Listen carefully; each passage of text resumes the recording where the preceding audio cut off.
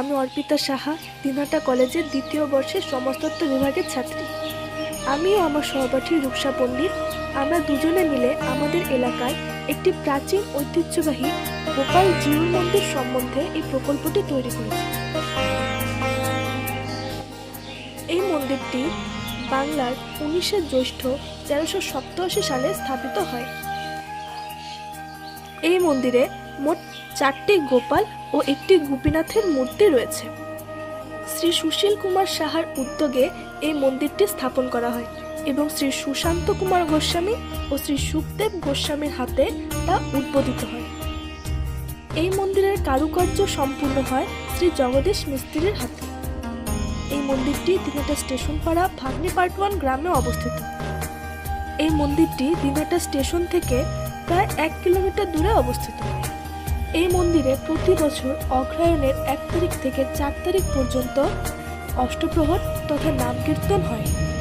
এই অষ্টপ্রহর অনুষ্ঠানে আশেপাশের বিভিন্ন জায়গা থেকে প্রচুর সংখ্যক ভক্তের আগমন ঘটে। অষ্টপ্রহর শেষে মহাপ্রভুর ভোগানুষ্ঠানও হয় এবং সেখানে প্রসাদ বিতরণও করা হয়। এছাড়াও এই মন্দিরে দোল পূর্ণিমা তিথিতে দোল পূর্ণিমা ও জন্মাষ্টমী তিথিতে জন্মাষ্টমীও পালন করা হয়।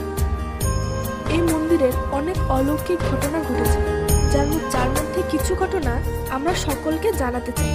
এই মন্দিরের মহিমা সম্পর্কে স্থানীয় লোকেদের অনেক বিশ্বাস জড়িত রয়েছে।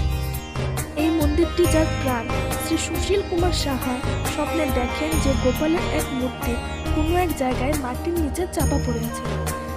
তারপর তিনি ঠিক সেই জায়গা থেকেই সেই মূর্তিটিকে উদ্ধার করেন এবং পরবর্তীতে তা স্থাপনও করেন। আরও একটি আশ্চর্য ঘটনা রয়েছে, যেমন নবদ্বীপে একবার ভয়ানক বন্যা হয়। সেই বন্যায় শ্রী সুশীল কুমার সাহার ধর্মমের ছোট্ট শিশু বন্যায় ভেসে যায়। অনেক খোঁজাখুঁজির পরও সেই শিশুটিকে খুঁজে পাওয়া যায় না, কিন্তু হঠাৎ এক 7-8 বছরের বাচ্চা ছেলে সেই শিশুটিকে কোলে করে নিয়ে এসে তার মায়ের কোলে দেয়। সকলের বিশ্বাস যে তিনি স্বয়ং গোবিন্দই ছিলেন। এই মন্দিরে আসা সকল ভক্তই গোপালের উপস্থিতি অনুভব করতে পারে। এখানে যে গোপাল এখনো জীবন্তভাবে উপস্থিত, তার আভাস আমরা সকলেই পেয়ে থাকি।